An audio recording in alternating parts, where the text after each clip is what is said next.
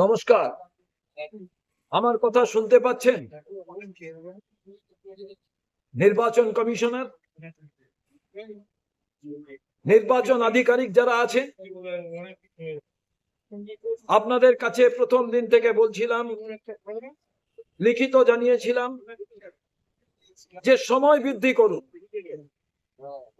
1951 সাল থেকে 8 বার এই ইন্টেনসিভ রিভিশন প্রক্রিয়া হয়েছে।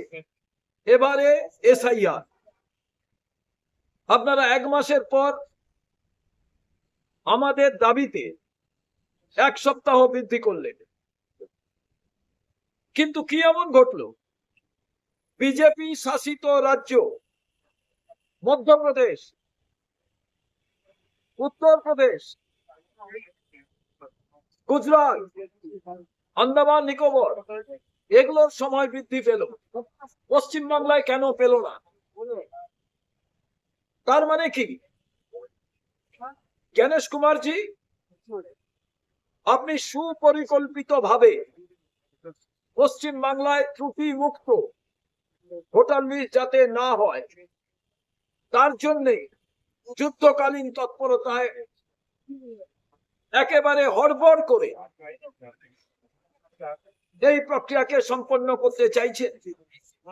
কি অসুবিধা ছিল? আরো 21 দিন সময় বাড়ালে আমরা তো এমন একটি ভোটার লিস্ট পেতাম যেখানে কোনো ভুল ভ্রান্তি নেই। এমনিতে কোথায় আছে হাজার দোষী ছাড়া পেয়ে যাক, একজন নির্দোষ যাতে শাস্তি না পায়। একজন জেনুইন ভোটারের নাম যদি ভোটার লিস্ট থেকে বাদ যায় তার জন্য দায়ী কে?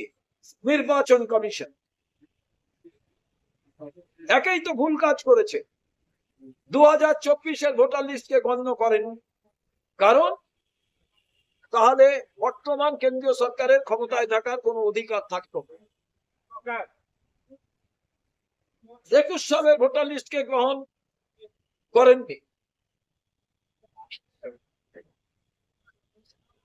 আজকে ভাবুন,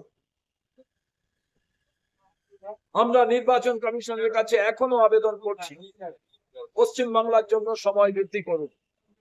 গুজরাটের জন্য এক আইন, ইউপির জন্য এক আইন, মধ্যপ্রদেশের জন্য এক আইন, আর পশ্চিমবাংলার জন্য আলাদা আইন কেন হবে আমরা জানতে চাই।